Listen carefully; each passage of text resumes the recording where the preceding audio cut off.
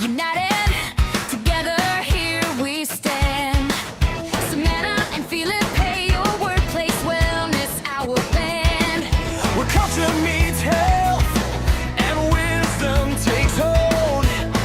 Fresh perspectives and insights unfold.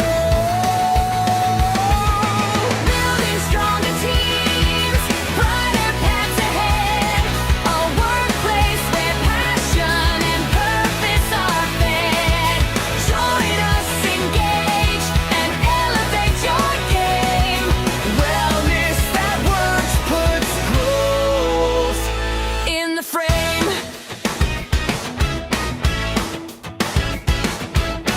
mental clarity, physical strength, Definition inside.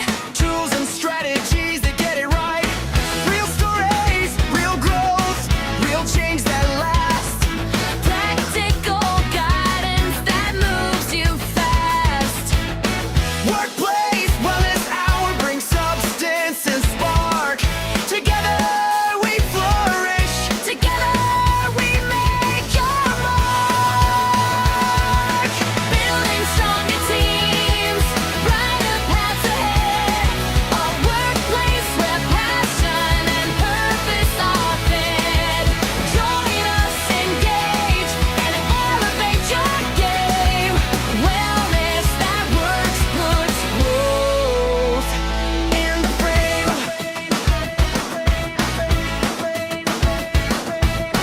So mark your calendar, answer the call. Workplace wellness, practical magic for all. Building stronger teams, brighter paths ahead. A workplace where passion and purpose are fed. Join us, engage, and elevate your game. Wellness that works puts growth in the frame.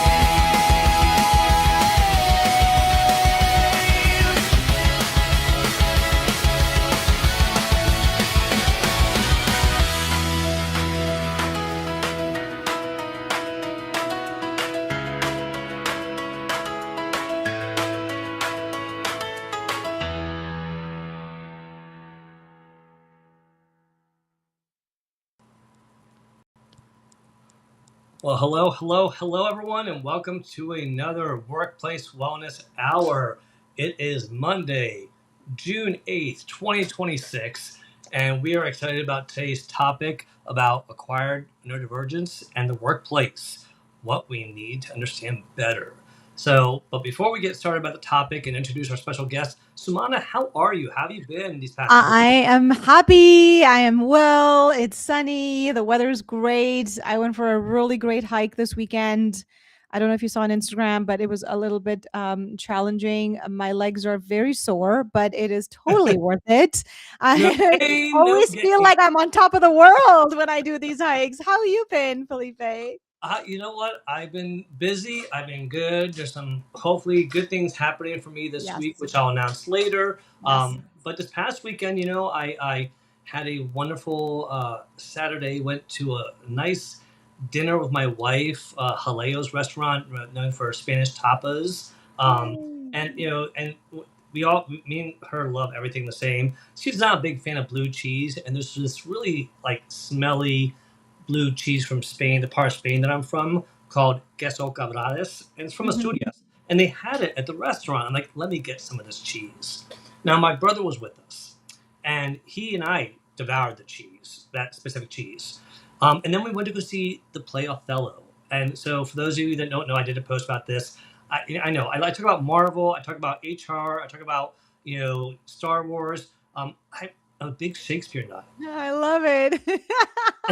And, in my post, I write about a teacher that got us into Shakespeare because he really was good about like, what do y'all like? And we're like, action, adventure, comedy. Like, I got a great book for you, Macbeth. And we're like, oh, come on, man.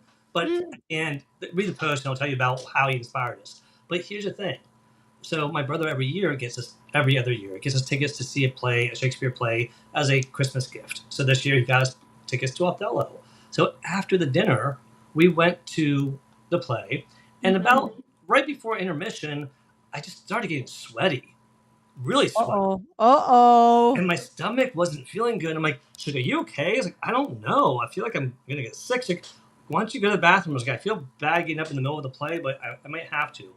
Oh my gosh, I lost it I got so sick. Oh You no. stomach flu from hell. And my and so I wait for intermission. I go to see my brother. I'm like, I'm not feeling good. We need to leave. And he's like, my stomach's not doing good either. I think I need to leave too. So we think we got food poisoning from the cheese. Oh no. Or maybe, sometimes when cheese is weird, but sometimes if you haven't had an item for a long time and then you bring it and reintroduce it to your GI, I don't think it likes it very much. So how Oh no, long ago I did have you new have cheese that all the cheese? time. I have this cheese. Yeah, so it's Oh, not. I okay. will say that cheese is moldy. So how can you tell when it's bad sometimes? Poor you. Oh my It god. And ended your up wife didn't have any, so she was fine. Yeah, she was totally fine, thank God, and the play was good from when we watched it. But anyway, so yeah, that was my weekend, and came home, and today's been a nice sunny day here outside of Washington D.C. How is it, Yay. Calgary? Very sunny. It's been nice. We've been finally moving into kind of the sunny times. June is a little rainy, which I don't mind. So we'll probably get rain on and off, but it's just green and gorgeous. I should send some pictures. I'll send it to you and Marion later, but it was just absolutely incredible. When it's green and then you see the mountains and then you see like the snow on the mountain. So you see all the colors, the white, the blue, the green. It's just so pretty. I love That's it. awesome. I love that. Here, I'm going to put the comments here because I want to say hello to some people that have joined us. Yay. If I can get these comments to work properly, they always like to be challenging. Oh, that's not right. All right. Well, anyway, well, you know what? Before I do the comment, let me say hello to a few people who have joined us. It's great to see Kenny here. It's great to see Nicole. Nicole is my publisher who has my second book of the children's book series, Brady and Lucky the One-Eyed Cat for the Backyard Adventures. Angela, thank you for coming. Jason Forehand, if you're not following this guy, his nonprofit and the work he does just speaks for itself. But just the part he does with Transformation Kitchen and the help he does in different communities, outstanding. Check him out. Christine Fetty, I can't wait to see you and your sister come up later on, hopefully. Leanna, thank you for always being such an amazing supporter. Marianne, I'm assuming you're Christine's sister. Thank you for joining us. Welcome. We look forward to seeing you up here. Melissa Houston, my partner in crime on the Careers, Chaos, and Coaching. Always great to see you. Cooper Gates, it's been a hot minute. Good to see you, my friend. Jackie Hallberg is in the house. Jackie has her show right after ours. She always has two good guests to interview. She always produces, and it's always great conversations. Coach Carey, thank you for saying your positive energy. Always love your financial tips. And then Lama Jello, thank you for joining us. And I think that was it. Gregory Liverpool's in the house. Good to see you, Gregory. All right, so we're going to invite you all up shortly to join us in the chat. But before we do that, we wanted to introduce you all to a very special. I'm really trying to make these things work. Let me figure out that later on. But we want to introduce you to a very special guest. We have somebody here who Simona and I have known for many years. Yay. Right? And Simona, I give you credit. Another person that you introduced me to. You knew him before I did. He was your friend first. but he has become a very dear friend of mine as well. And he's somebody who I'm very excited to have us join us on stage. So without further ado, let's bring up Marion Spears Carr. Marion Spears Carr, everybody.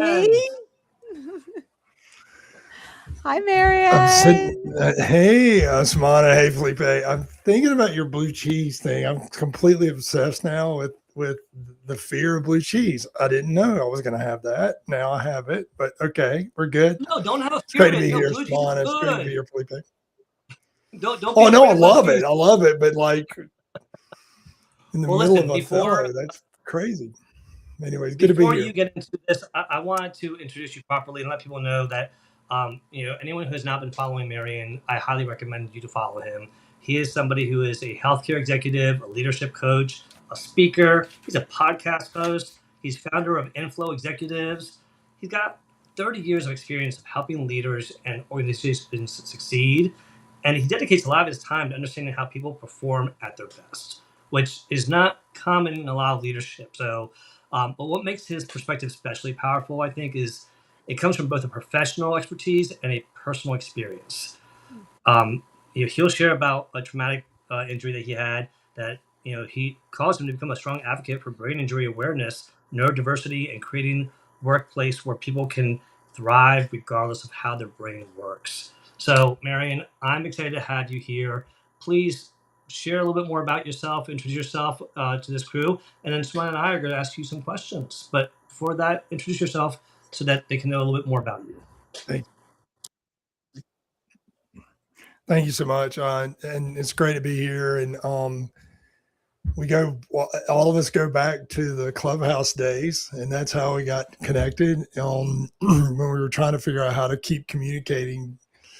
And that platform that's how Simone and I got connected. My name is Marion Spears Carr. If you don't recognize the scratchy accent, I'm from the mountains and foothills of North Carolina and now live in the mountains of Georgia.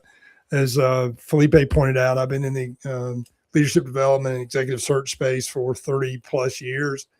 Inflow Executives, my third iteration of companies. We're focused on kind of three things: helping healthcare organizations put together teams, leadership teams across their enterprise, but more importantly, build teams that are focused on gratitude, focused on what we call accomplishment culture, and been doing a lot of research around how neuroscience applies to leadership in the context of gratitude.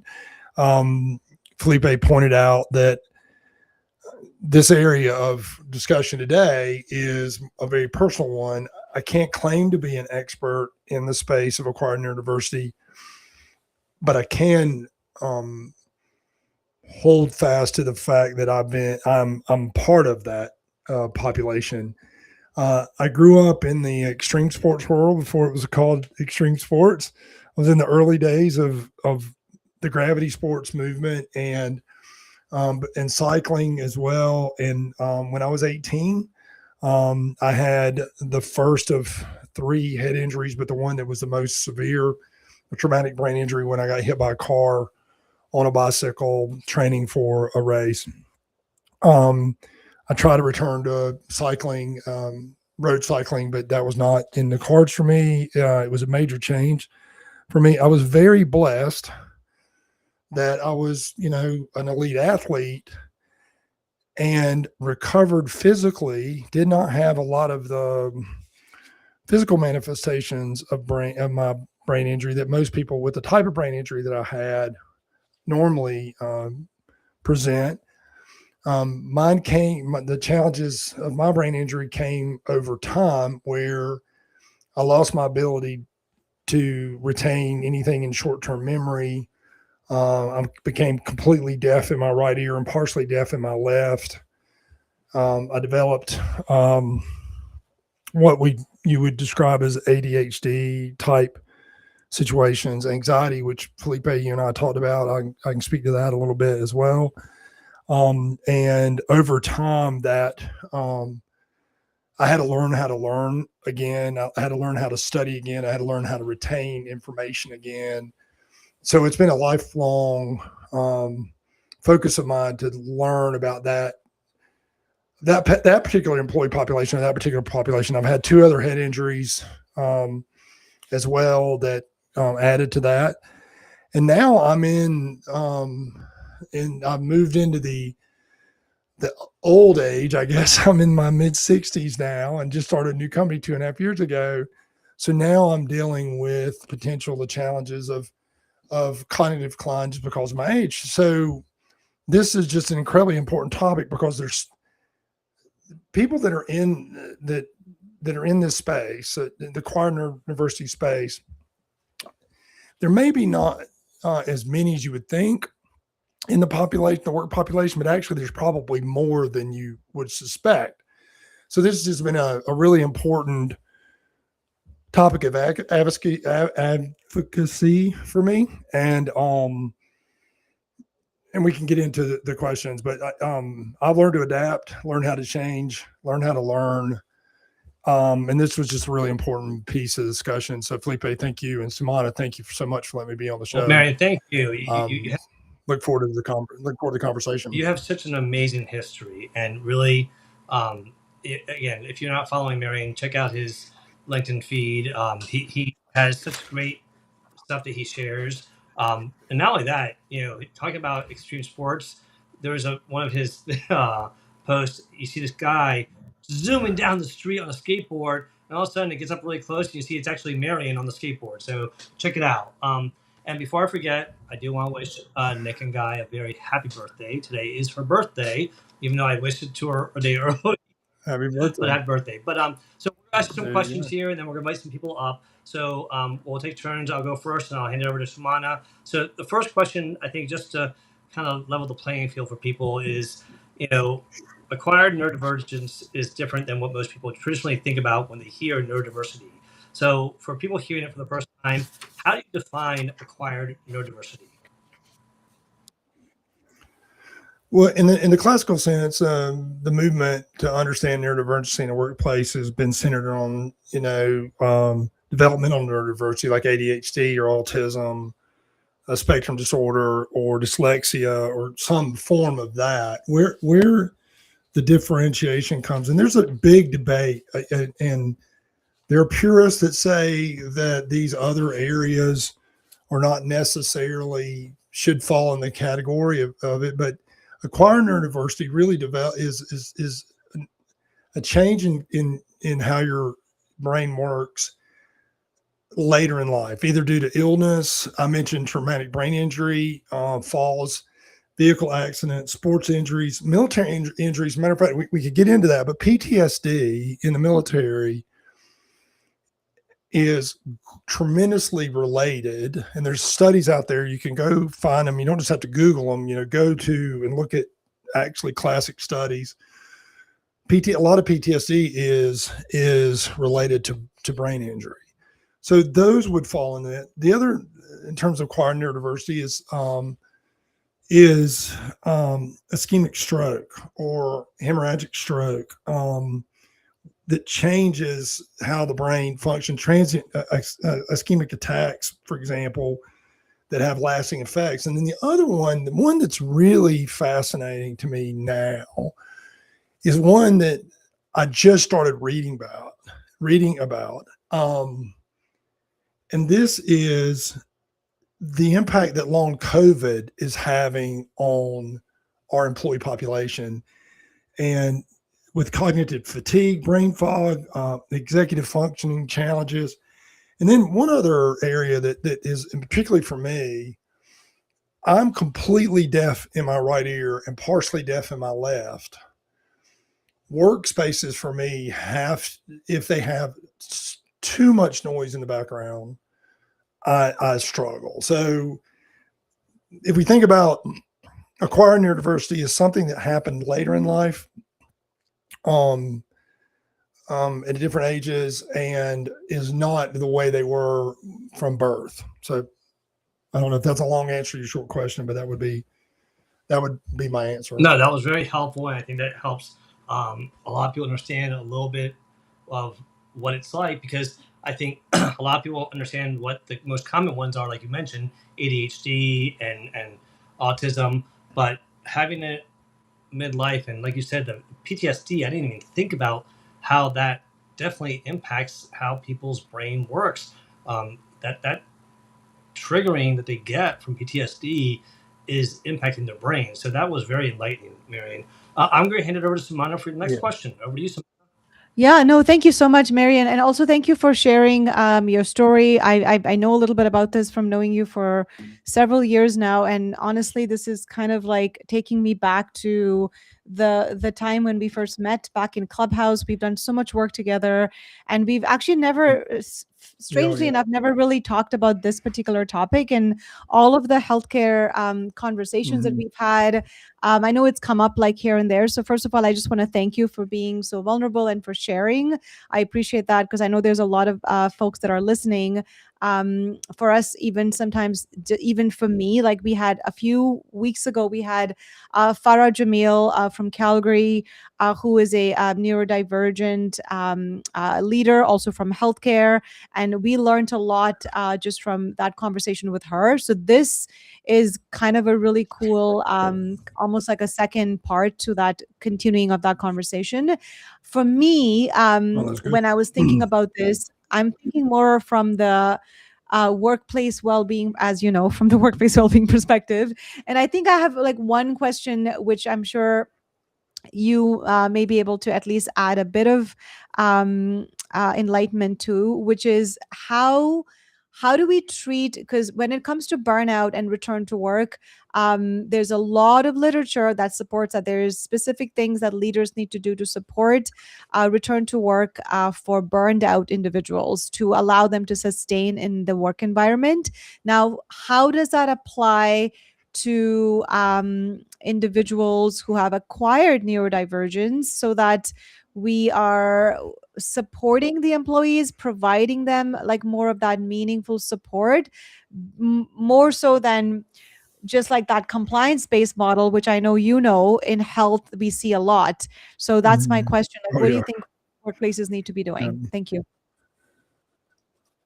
Well, I think that's a great question. I think in there's a lot to unpack on that, and we probably don't have a whole lot of time. But Gregory Liverpool in the comments is actually sharing that one of the biggest barriers that we have to creating a program to get people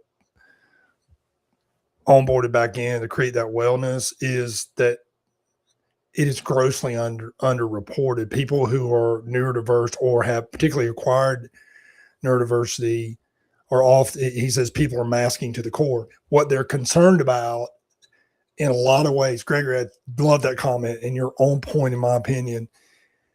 People are so afraid of their jobs that they're afraid to say, hey, yeah, I've been in an accident. I had a concussion, a severe concussion. And by the way, you're getting, by the way, everybody on this audio call you're getting to see my brain injury in real time, because if you notice, I'm jumping around on topics. But back to your question, let's quit calling concussions just a concussion. It's a brain injury. Let's call it what it is. Let's stop with that. People struggle coming and telling their bosses or their employers that they've had this situation. So in the case of where burnout has been, if the company is empathetic around getting people that have been burnt out back into the workforce and have a process that they've created in order to ease them back into that process, that needs to be mapped also to people with these type of injuries. And this is where we're really going to have to advocate for the medical side of the business to create those protocols. Samana, there's nothing out there from what I can tell. There's literally nothing on how to get somebody who have a head injury back into the workplace in an appropriate way. There's some people advocating for it, but there's very little work being done around it. So, but there's three things that I would say that needs to take place. One, it goes back before the accident or the injury or the stroke ever happened. Leaders in today's workplace, and I don't know how many people are listening or that are leaders or have any kind of influence, they need to begin immediately evaluating how safe it is within their organization for employees to ask for help. It's a culture challenge. If we do not create an environment, a work environment that allows people, employees, to feel comfortable enough to ask for help, then they're never going to address this problem, because no one, just to Gregory's point, they're going to mask what's going on because they're afraid they're going to lose their job.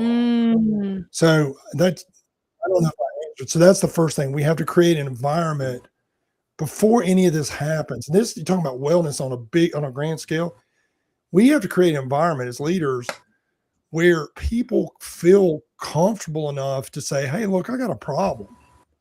You know, I'm coming back to work. I'm committed to coming back to work. I'm going to do everything I can to be productive and engaged and all the things that I was before my injury or before my situation. But I need some help here. People don't have that. That's the first thing. The second thing is that as employees or as people, we need to start demanding that. Mhm. We have got to, as a collective body of people in the workforce, say, this is important. How are you in getting people back to work that go through whatever it is?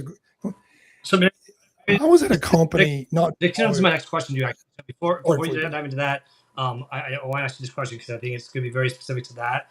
I do want to welcome Leslie. all right. Okay. No Thank worries, you. Leslie Flowers, and it's great to see Marianne. Sorry I was going long. No, you're doing great. I'm loving this. Like you're like answering all my questions, Yeah. which is awesome. So we'll have time for some other people here. Oh, okay. All right. No worries. But Charles Sorry. Caldwell, welcome Yep. him, and William Rochelle as well. But my question was, oh, and Rue Sprinkle, thank you for joining us. So you meant, so first I wanted to list some things real quick before I ask my question, because I know a lot of people are asking, you know, what Yep. constitutes acquired neurodiversity, and you mentioned a bunch of them, but I have a list here, and feel free to add to it if I missed any. But you mentioned traumatic brain injury, stroke survivors is a big one that I don't think people thought about. Correct. You mentioned long COVID, but epilepsy, brain tumors, hearing loss you mentioned, but also Yes. vision loss. Yes. And then early onset dementia, Parkinson's, ALS, MS, all these things constitute, along with PTSD and severe anxiety disorders, as well as depression and burnout. So this covers a lot. So I'm sharing all that for you all because if you know somebody in your family, if you're experiencing this, if you have a friend, share this with them. Let them watch the replay. Invite them right now. Repost this room so that everyone can join the conversation, because we're going to invite people up on stage to ask Marion some really great questions. And this is a chance for people that, whether you have a child maybe that's dealing with something, or a parent, or you yourself are dealing with it, this is the time for them to hear this stuff. So my question for you was along the lines of what you were saying. People are scared. If they acquire a neurodiversity and it's not obvious, they're scared to speak up in the workplace. What advice do you have for people that need to advocate for themselves and maybe find someone to help advocate for them as well? What advice do you have for people in the workplace? Love that question. And to add to your list real quickly, and your list is fantastic. Another one that people don't realize is people that have eating disorders often have cognitive impairment as well because of their nutrition, and we'll get into nutrition later. So that's another one you could, people with anorexia fall in this category a lot of times because their nutrition is so poor that it damages the brain. So back to your question, the first thing that a person who is going back is they have to be okay with the fact that they're probably the only person that's going to advocate for them at first. And if they've never spoken up, that's so hard.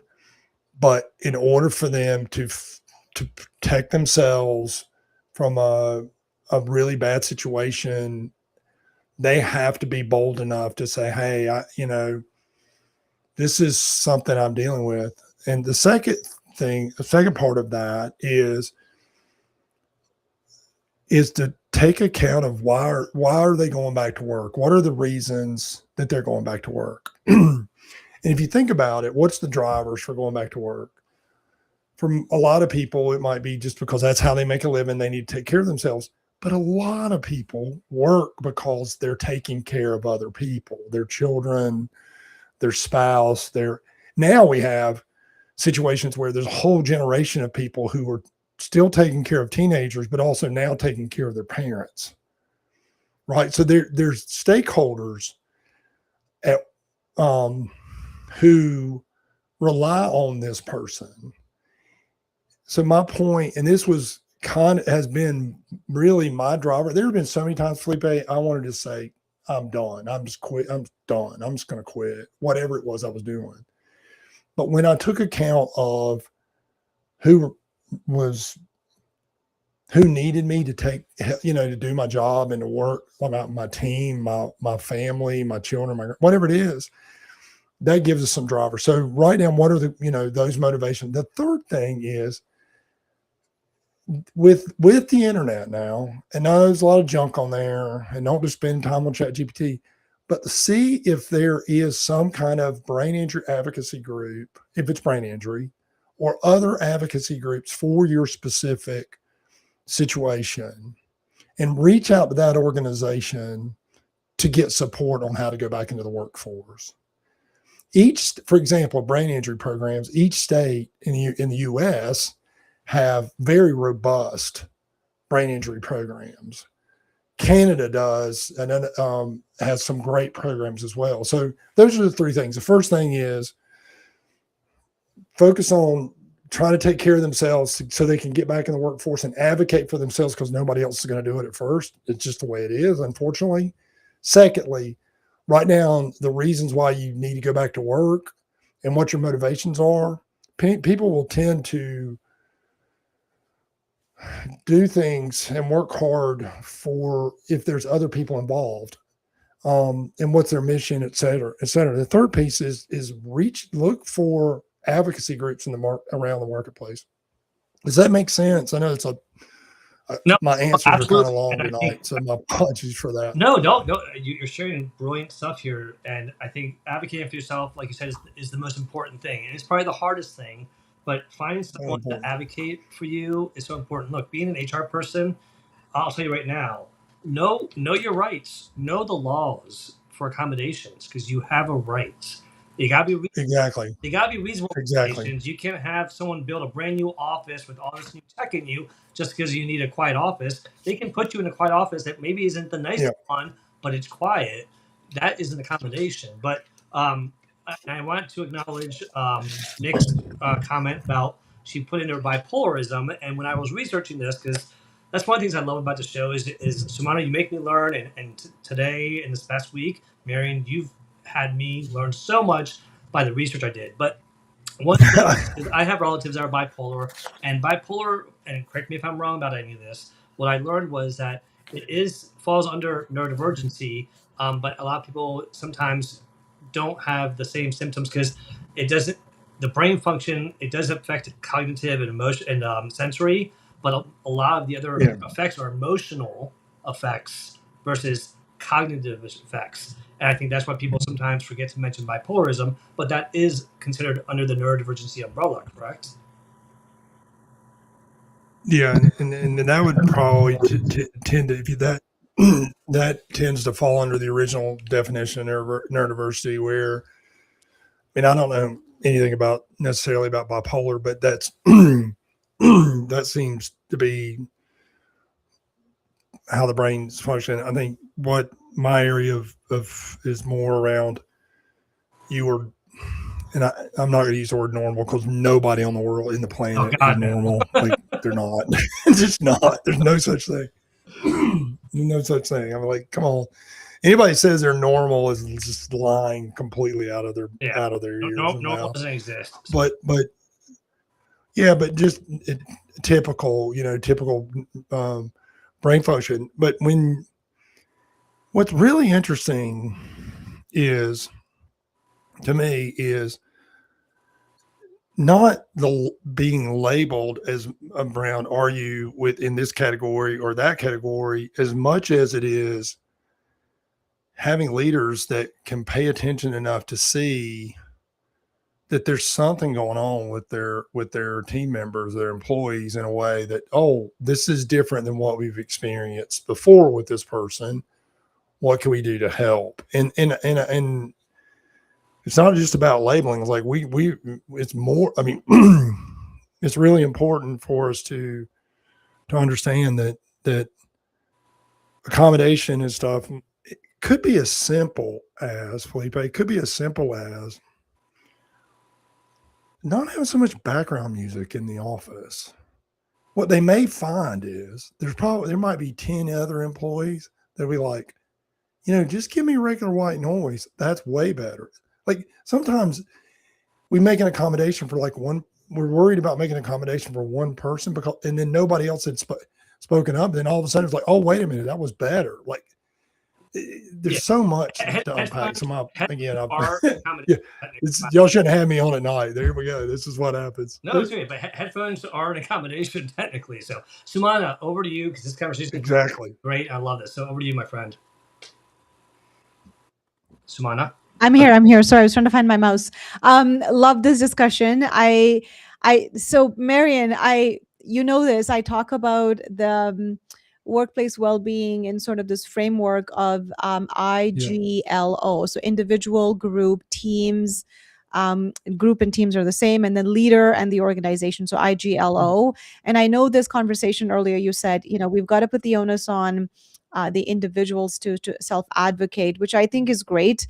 But there needs to be some realistic conversations kind of tapering down that pyramid between the teams as well as the leadership and the organization. So I was thinking about how much of this responsibility, and I know you don't have to answer this in any quantitative way, but I'm just wondering, sure, the individual can think about accommodations and self-advocate, but I think we also, going back to accommodations, just something as simple as like changes to workflow. Jay had a question which got me thinking about job crafting, where managers and people returning back to work after a burnout or any kind of injury, for example, will sit down and say, well, how do I craft my job in a way that makes sense to me cognitively, to the task that I'm doing, and also with the people that I'm working with? So relational task job crafting as well.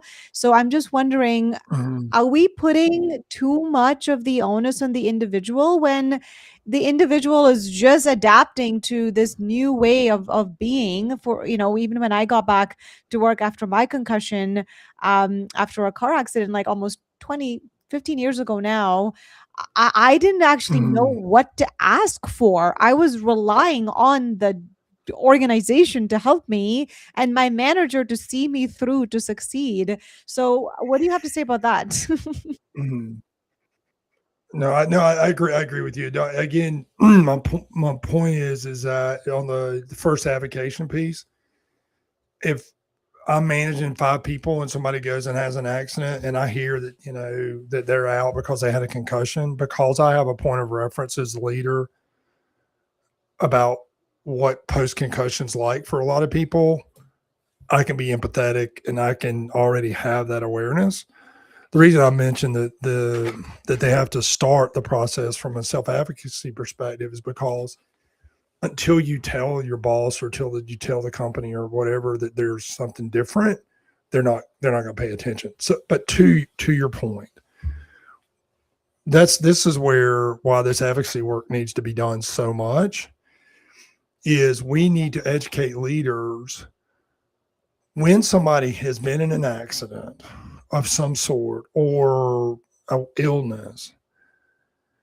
There needs to be a process to onboard everyone, a questionnaire, what are the situations like? This needs to be standard HR practice across the organizations.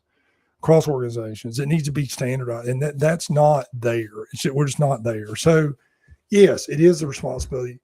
And here's why it's a responsibility of the employer, is for a lot of reasons, but here's the biggest reason. If you've got a really good employee, let's just talk about the money for a moment. The cost of replacing that employee is tremendous.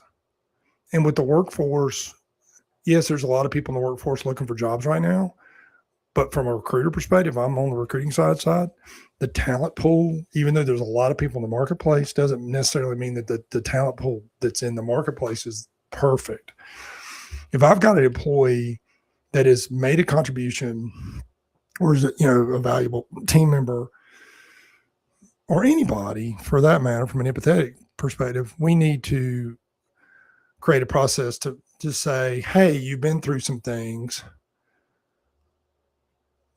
how can we help you? How can we help you get on board? And so I don't know if I'm answering your question, but the point I want to make is there is a tremendous amount of responsibility for the employer, but without someone saying, "Hey, I'm not the way I was," they may not until we create some processes that are built into HR that onboard people, get people back on board in a questionnaire or some kind of process. They're not going to know what's going on. Yeah.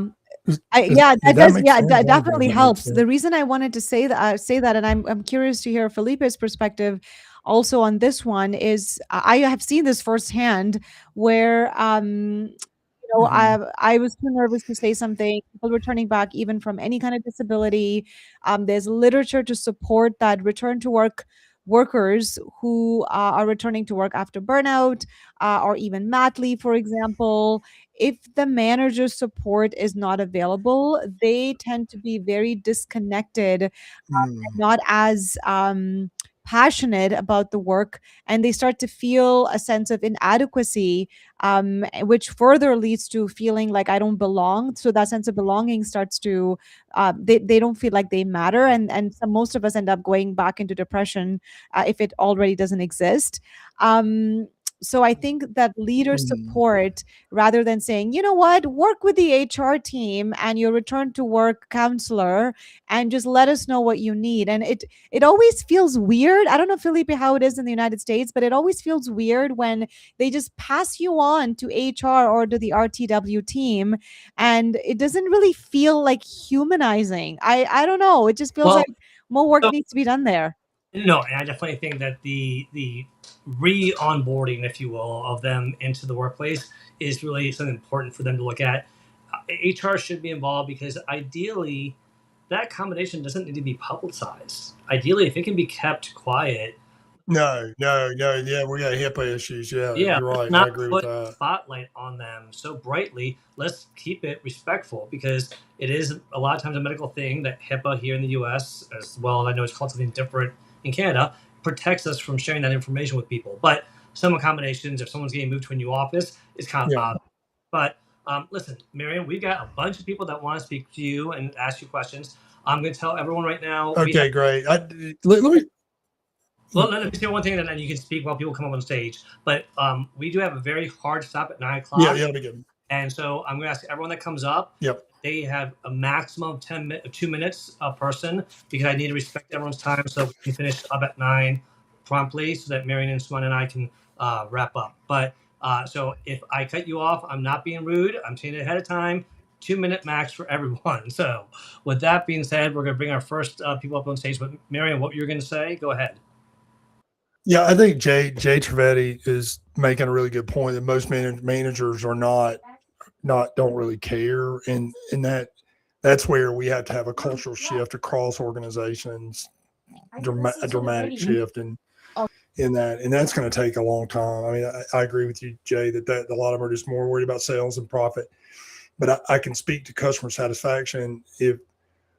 If customer satisfaction is linked to one of these people, customers like to work with the people they probably work with your company because of the person that you have working for them. It's not just because of your product. And if we lose that person, we might lose that customer.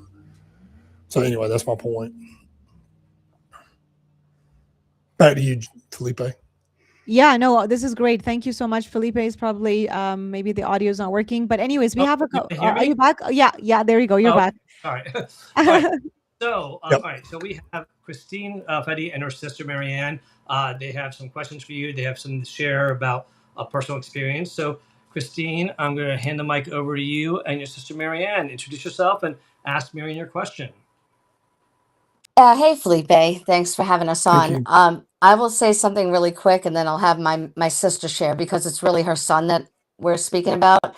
You each get 2 minutes, to be fair. Yeah, I'll be quick though. He has definitely qualifies as being acquired neurodivergent. He has a rare inflammatory disease called Behçet's, and it presented when he was a senior in high school. And before that, you know, he was like an A student, varsity athlete, king of the prom, all those things. And it affected his personality and his impulse control, but he's still very intelligent, has a lot to offer.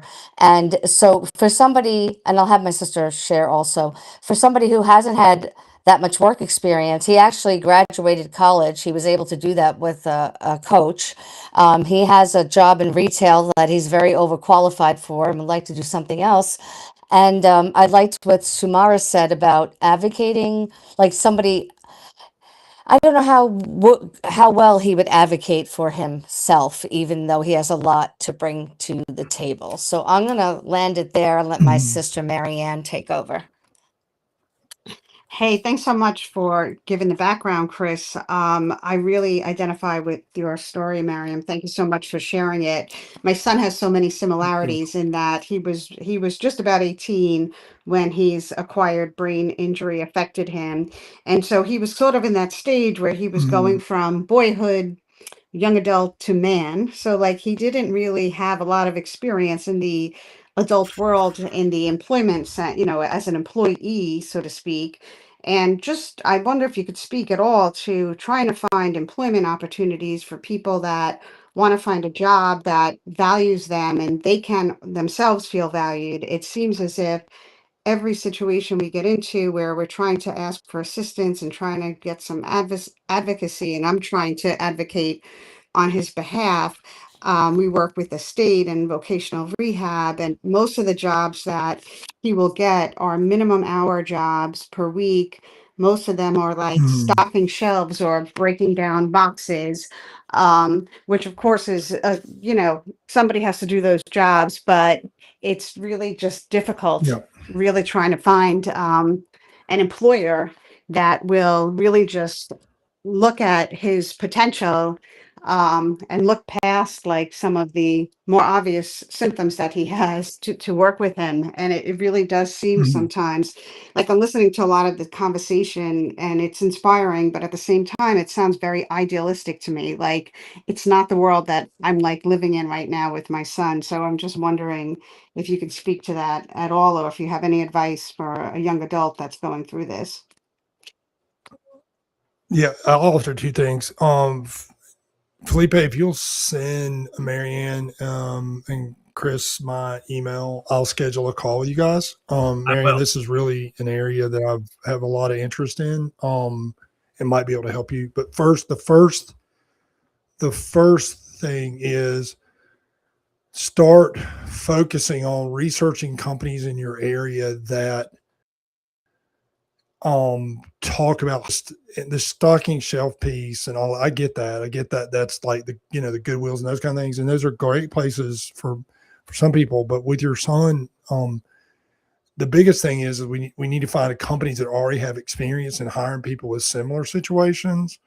I know that that's a hard answer to answer tonight, but there are ways we can go through that process. And again, I'm more than glad to have that talk. The second thing that you can do immediately is start spending time with him, if you can, to talk about what are the things that give him, from a work perspective, that give him satisfaction. Start thinking about what are the problems that he can solve, what are the things that he can do, and create a focus on finding a job where he can do that. I know that sounds idealistic, Marianne, but there is a process that can take place. Here's the situation. I'm very blessed with my situation. I was an almost straight A student. I went to college on an academic scholarship. I scored really high on the SAT, all before my brain injury. When I got to college, I was in complete panic because I couldn't keep up with at the level that I was. I was blessed. I could learn how to learn over again. But what I was very fortunate that I had a counselor at my school or my college. I went to a small university that helped me change my schedule so I could do what I needed to do. And really take those classes main semester, I didn't have a whole bunch of classes where I had like a whole lot of concentration work every time. So I'm not answering your question, but I think the first two things is start paying attention to what he gets the most satisfaction out of from a work perspective. Like what skills does he it's not just about skills, things he can do, but what gives him satisfaction in terms of that work. And then the second part is, and I can walk you through how to identify what companies that are in your area that can allow him work in it. And I'm not an expert in this space, so but I've done volunteering in this area, so I can help you find resources. Mary, I'm sorry you're going through all that. I wish I could have given you a better answer, but that would be my response. Hey, listen, that is a fantastic answer, and I really do appreciate any assistance. I know this is just my, what I'm sharing tonight. I'm sure others have other things to share, but I really do appreciate it because I do feel like it's very hard to find people that are similarly situated. It seems as if a lot of the programs that we get into or that we can be a part of, people have struggled with different types of neurodivergence their entire lives, and it's not who he is. It's not he doesn't have the same journey, No. doesn't identify the same way. And so like your story, just it really resonates with me just because it seems very, very similar to him. Same thing, like he did extremely well on the SAT, was going to college on a scholarship, and basically had a stroke, what I guess is sort of akin to a stroke on the day of his high school graduation. Yep. And it just changed his whole trajectory. So really appreciate any insights. Hopefully we connect after this Yeah. call. I just sent Marion's We email my to accent. Christine. Go So ahead, Felipe. Yeah. no, so Christine has I your know we're email, right so out of y'all can time. get together and chat more on that. Perfect. So I look forward to y'all Yep. on this, because I think this is a huge opportunity. And Yep. I agree with Marion as far as when you find those companies that are doing the work, look at the reviews. Look at the reviews of the companies and look at people who are actually talking about what they're doing, not just the people that say do it. Get some validation there. So I know why I put Christina Marion back in the backstage and move up Gregory. Any thoughts or comments? Yeah, no, love that. Thank you so much for sharing that, Christine and Marianne. I think my only thought when Marianne was speaking in terms of like researching these different organizations, I know there's plenty here in Alberta that I've been lucky to have been collaborating with. But one kind of keyword search that may help, and I don't know if this exists, and I'm sure it does, but would be, of course, DEI, disability inclusion, mental health, or trauma informed leadership or leaders, perhaps even on LinkedIn. And I know, Mary, you might know a ton in your amazing network of Yeah. individuals that you work with, but any kind of trauma informed leaders that are part of organizations, those may be the people to be reaching out to, who have not just content, but like a public commitment to accessibility. I know a ton in Alberta, but I definitely don't know in the United States. So that's the only thing that came to my mind was we need people, because when she said, we want someone to see the potential, I'm like, oh my God, that's exactly what we want. But in order to see that, it goes back to my original point of we cannot put this advocacy on the individual. We need leaders who are trauma informed leaders to be supporting. So yeah, that's about all I wanted to say. Thank you. Yeah, I agree with that. Felipe, we want to invite Gregory to the stage. We've lost you there for a second. I know we have about 5 minutes. Maybe I'll just do that. Gregory, welcome. I know this is right up your alley, another Canadian. So welcome, and feel free to ask Marion your question. You have 2 minutes. Yeah, Miriam, by the way, love the cowboy hat in your profile. I am a sucker for cowboy hats in profile pictures beautifully. I was diagnosed at the age of 25, 26, now just turned 44, ADHD and the spectrum, and I was and my psychiatrist saying it could have been diagnosed when I was at birth. And the reason why I put that comments that idea that verbiage in the comments is that people like me are that come out saying that we are neurodiverse, but there's a lot of people who are masking as we speak, and it's basically the fear of puzzle that if you come out as being neurodiverse, it will cost you your career, similar to mine, basically, because nobody knows how to handle it and stuff. And I'm looking for HR related type of work, and this is basically a bugaboo within my HR circle here in Winnipeg, Manitoba, which is not so far from Sumo Jetty, which is in Calgary, Alberta.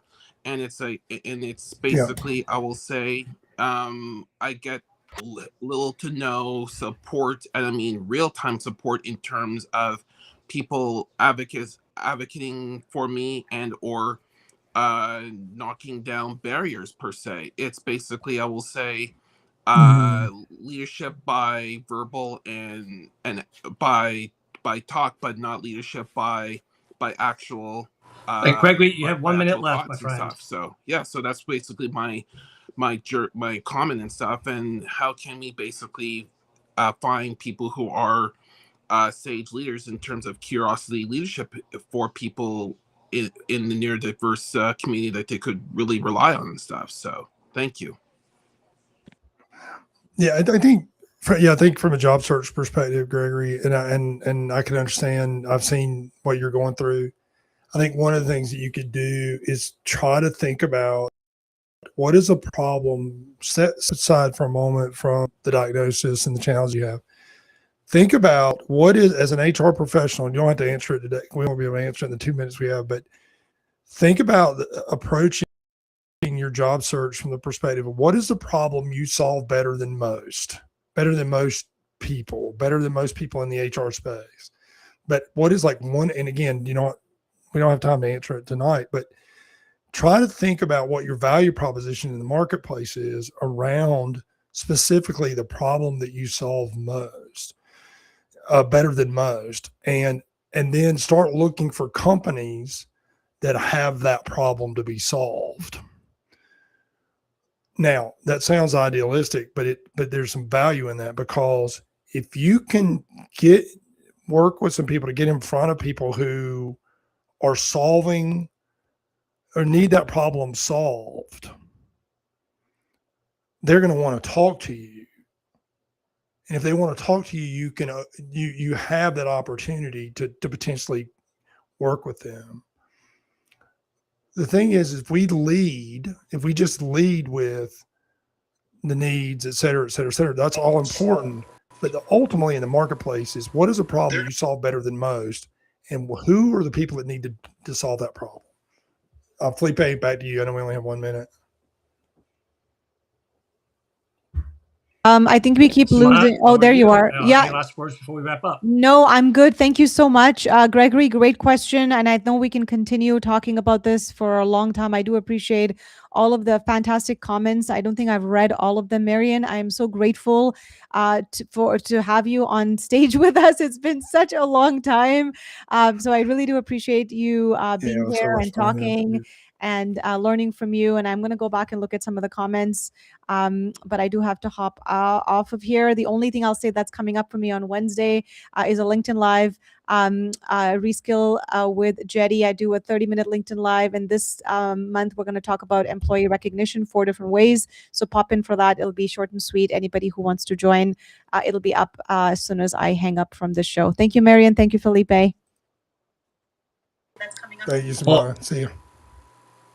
I was just going to say, thank you again, Marion, for everything. You've been amazing. I can't hear you all right now, unfortunately, so I've been listening to you on YouTube because my audio went out again.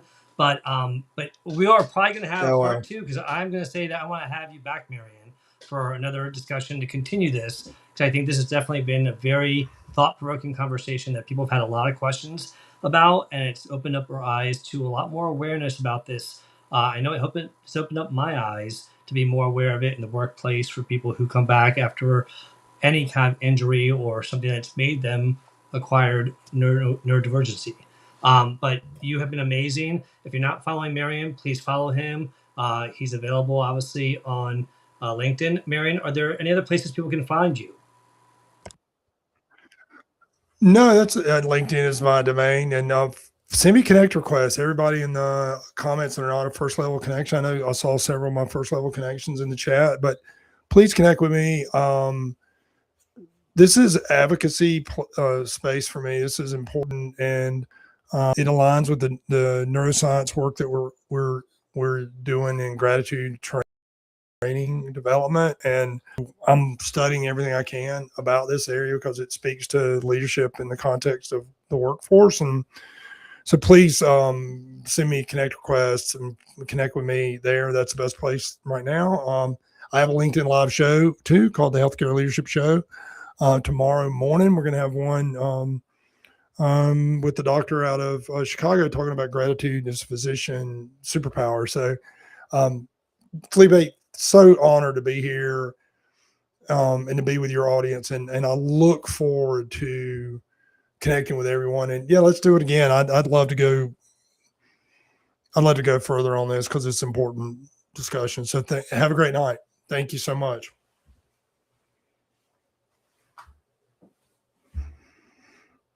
All right. I think we lost. I think you finished. Audio. I hope you did. But listen, thank you again for everything. We appreciate you all. Definitely check out Marion's podcast he does in live. Check out his LinkedIn page. And Christine, definitely follow up with him. For me, as always, if you aren't following Sumana, you can follow her on LinkedIn. And she has Jetty Wellness as well for her website. Go check it out. As always, Convenient Consulting, if you need some services for HR training, coaching, recruiting, or compliance, feel free to reach out. And as always, I would really appreciate anybody to subscribe to our YouTube channel, where I house all the shows for the Workplace Wellness Hour, as well as the Careers Chaos and Coaching, Social Saturday Chat, and Future Ready Voices. So with that being said, Marion, thank you for an amazing conversation. Thank you for everyone in the chat that joined us. We really appreciate you. We know a few of you wanted to come up and join us. David, you specifically. David Fishwick. I'd love for you to join the conversation next time with Marion. Maybe we get both of you to join us as guest speakers. But I hope everyone has a wonderful rest of their Monday. Hope you all got some value out of it. Let me know in the comments what was your big takeaway that you got from today's session. And Marion, we will see you in future events, hopefully. Have a safe 2 weeks. And as always, remember, be confident, be curious, be grateful, be compassionate, and be tenacious as hell because you got this. Take care, Marion. Have a great day. Thank you. Man.